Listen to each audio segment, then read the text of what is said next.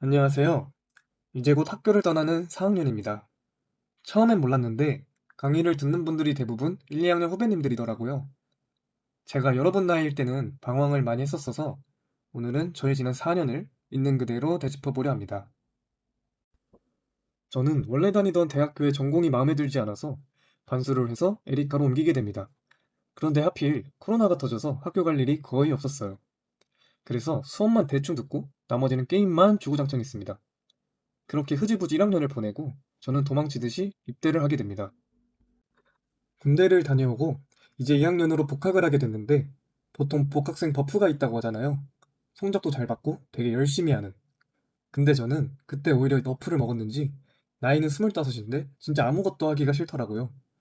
그래서 당시 학점을 2점대 중반을 받게 돼요.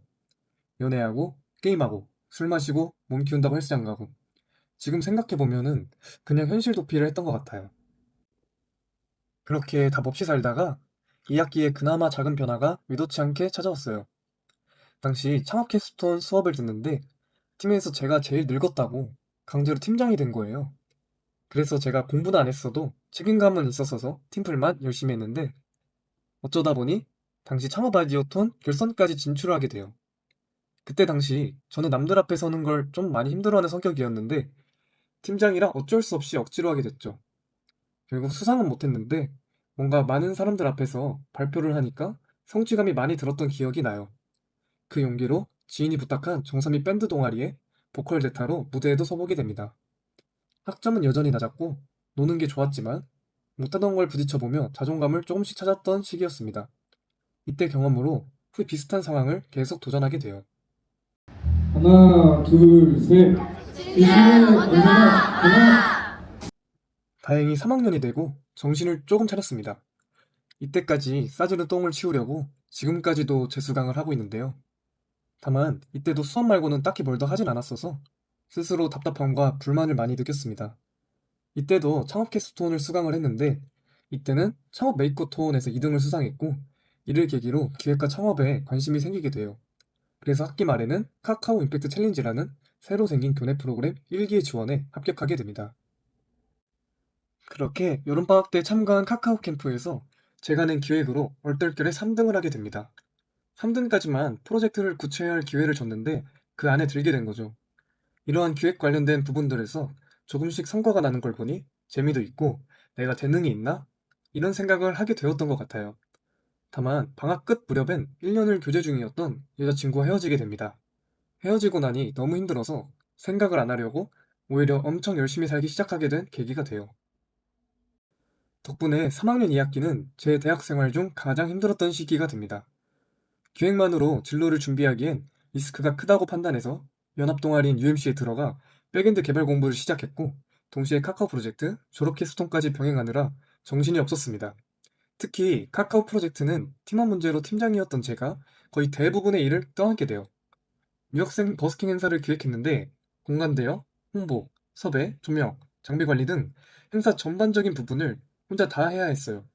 제가 뭐 행사를 개최하거나 기획해본 경험이 없었다 보니 너무 힘들었습니다. 당시 행사 진행을 조금이라도 미리 알아보기 위해 뭉게구름에서 직접 버스킹도 해보게 됩니다.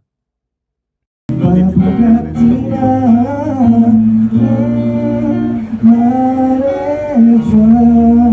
너에게 나가 아파.